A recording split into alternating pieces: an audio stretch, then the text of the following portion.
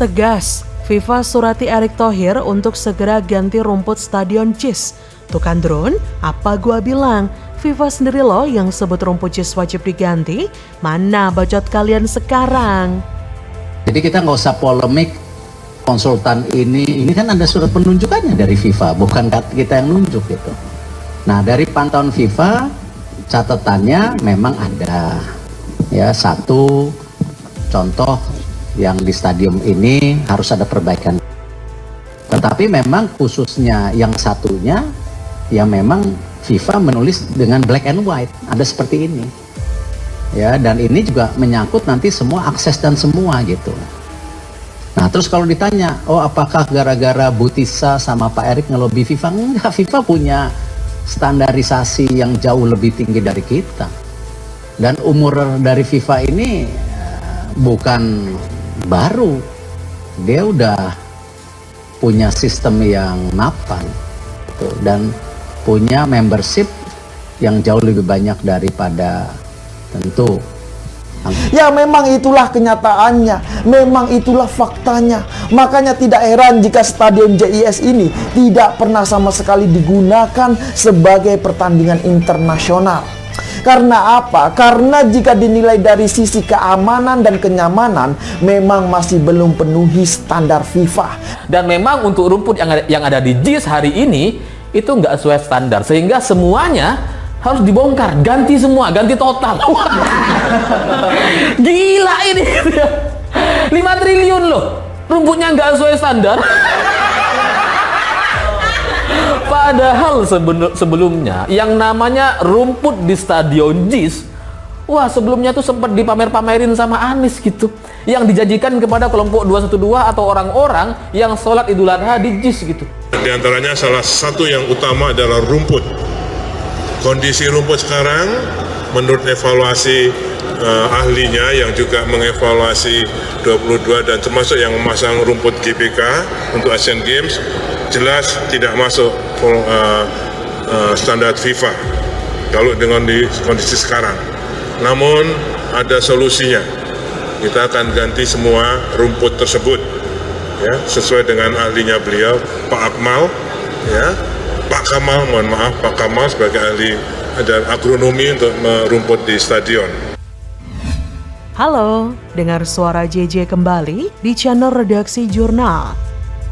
Seperti dilansir dari laman CNN Indonesia, Ketum PSSI Erick Thohir menyebut FIFA menginstruksikan rumput hybrid di JIS agar diganti. Erick Thohir meminta renovasi JIS tidak lagi menjadi polemik di masyarakat. Hal ini dilakukan lantaran instruksi yang diminta oleh FIFA dan sebagai upaya untuk menyukseskan penyelenggaraan Piala Dunia U17. Dalam sesi konferensi pers di Jakarta, Selasa 25 Juli, Erick Thohir menunjukkan surat FIFA dan bagian yang dimaksud sebagai instruksi dan rekomendasi FIFA untuk Stadion JIS. Kata Erick Thohir, di sini FIFA bilang soal rumput hybrid salah satunya memang harus diperbaiki karena jika tidak akan jadi masalah dan makanya harus diganti, kata Erick Thohir. Erick pun mengingatkan bahwa segala macam standar yang ditetapkan untuk Piala Dunia U17 datangnya dari FIFA. Erick berkata, dari FIFA catatannya adalah JIS yang diprioritaskan, yang bisa menentukan standar itu kan FIFA sendiri. Kita hanya mengusulkan calon stadion. Erick menyatakan PSSI tidak mau terseret pada pembahasan JIS yang kemudian mengarah pada isu politik. Bagi Erick Thohir, renovasi JIS adalah langkah yang diambil sebagai bentuk persiapan sebagai tuan rumah Piala Dunia U17. Erick berkata, kita di PSSI tidak mungkin bermain di isu politik. Kita ingin sukseskan U17. Saya bersabar tidak ingin statement yang lebar. Tentu dengan surat tertulis FIFA ini keberlanjutan dari ratas atau rapat terbatas dan ini makanya ada renovasi. Utusan FIFA bakal datang ke Indonesia diperkirakan 28 Juli mendatang dan akan melakukan pengecekan hingga 2 Agustus. Sebelumnya, Erick Thohir meyakini jika FIFA datang saat ini untuk mengecek JIS yang memang belum standar, maka JIS akan dicoret dari daftar stadion yang menjadi lokasi pertandingan. Sungguh disayangkan bukan? Maka dari itu, pemerintah melakukan renovasi JIS. Kata Erick Thohir, nah kemarin dibilang jangan dipolemikan antara JIS dan U17 ya. Ini niatnya supaya JIS bisa dipakai U17. Nah niatnya itu, kalau FIFA datang hari ini, ayo salaman sama saya, dicoret gitu, kata Erick. Erick menyebut pemerintah ingin memastikan agar JIS bisa lolos kualifikasi FIFA. Ia meminta agar soal rumput JIS tidak usah diperdebatkan. Kata Erick, nah itu, niat baik ini yang kita ingin memastikan JIS bisa menjadi bagian kualifikasi. Rumput misalnya, kan itu jelas, kita nggak usah berdebat berjenis-jenis rumput. Rumput itu kan ada yang kuat matahari lama, ada yang kuat matahari sedikit gitu kan. Rumput yang di JIS itu lihat di lapangan latihan, rumput yang dipakai di dalam di lapangan latihan bagus, karena mataharinya cukup. Ketika yang di dalam mataharinya kurang, jadi rumputnya tidak bisa beradaptasi, perlu rumput jenis lain, kata Erick. Sekali lagi Erick menegaskan tidak ada pihak yang saling menyalahkan mengenai JIS ini. Erick ingin stadion yang diajukan untuk venue Piala Dunia U17 bisa lolos standar FIFA. Kata Erick, ini bukan soal salah-salahan, kita mau supaya ini lolos. Saya bilang kita harus melakukan sebelum FIFA datang. Kita bagusin dulu lapangan, yang kita dorong ada 6-8 lapangan, kata Erick. Orang mau kerja benar-benar malah dihujat sama kubu Anies. Semua kerja keras agar JIS bisa dipakai sesuai dengan kodratnya sebagai stadion. Siapa yang mau menggelar konser musik di JIS? Kalau hasilnya para penonton marah dan kecewa, seperti kejadian di konser Dewa 19. Masih banyak loh lokasi lain seperti GBK, di Sentul, di BSD, yang tidak pernah tuh menimbulkan trauma untuk para penontonnya. Biaya operasional termasuk pemeliharaan JIS gede banget loh, mencapai 220 miliar per tahun. Kalau nggak dari sewa stadion, emang dari duit Nana lo, Drun? Apakah Anies dulu sampai terpikir bagaimana cara JIS mendapatkan biaya operasional sebanyak itu? Kita yakin nggak ya? Mungkin bagi Anies lagi JIS bisa dipakai untuk sholat Id, maka duit akan mengucur dari langit. Pembelaan dari kubu Anies begitu gampang dipatahkan, malah juga menjadi bahan tertawaan, bahan lelucon, bikin citra Anies semakin nyungsep. Jadi bagaimana menurut Anda? Ngakak, 100% rakyat waras percaya pada Jokowi. Rakyat sama sekali tak percaya Jokowi mau cawe-cawe, jegal Anies. Buat apa dijegal kalau memang sudah pasti kalah? Lalu kita tanya, di antara mereka yang percaya, siapa yang dianggap menjegal Anies? Dari 19,9% nih ya. Nah, ini spontan ini ya, ada yang menyebut lawan politik Anies, PDIP, pendukung Ganjar, Prabowo, Megawati, pemerintah, dan seterusnya. Tetapi minoritas, sebagian besar tidak percaya sama isu. Mungkin yang menjegal-jegal itu sedang mengatakan bahwa survei aslinya tidak seperti itu. Loh, iya. Karena kalau di survei nomor 3, buat apa dijegal? Nomor 3. Kalau surveinya nomor 3 tapi tetap menjegal, mungkin dia punya survei yang sesungguhnya yang kita tidak tahu. PK ini bukan tidak mungkin erat kaitannya dengan kepentingan politik pihak tertentu. Tujuannya jelas, menggagalkan pencapresan Saudara Anies Baswedan. Itu bagian dari perlombaan dari kontestasi politik yang mengatakan ini dijegal, mungkin biar pendukungnya muncul atau mungkin biar yang milih sedikit. Kenapa dijegal? Karena ini tidak ada kalau pemerintah tidak menjegal. Presiden itu saya kenal, tidak ada sama sekali intention dia untuk melakukan itu. Beliau itu tidak pernah mau mencampuri masalah hukum. Jadi presiden itu bukan seperti yang dibilang Agus Yudhoyono tadi. Tidak betul sama sekali itu. Saya jamin kalau itu. Halo, selamat datang di channel Redaksi Jurnal bersama JJ.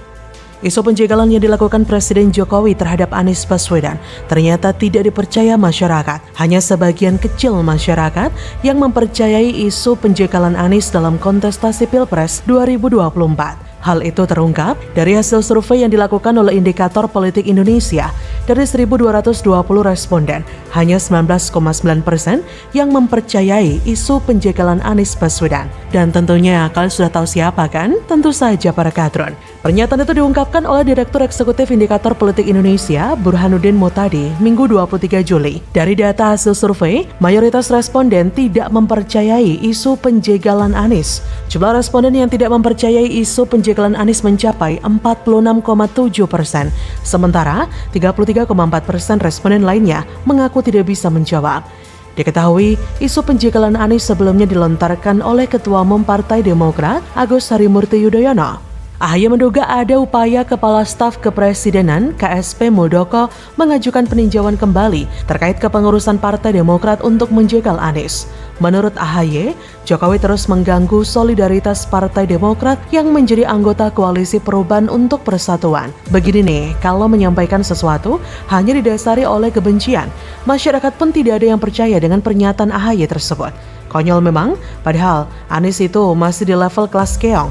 Ibaratnya kencing masih belum lurus dalam persoalan dinamika politik, kok bisa-bisanya menuding Presiden Jokowi berupaya mati-matian untuk menjegal yang bersangkutan. Apa sih hebatnya Anies?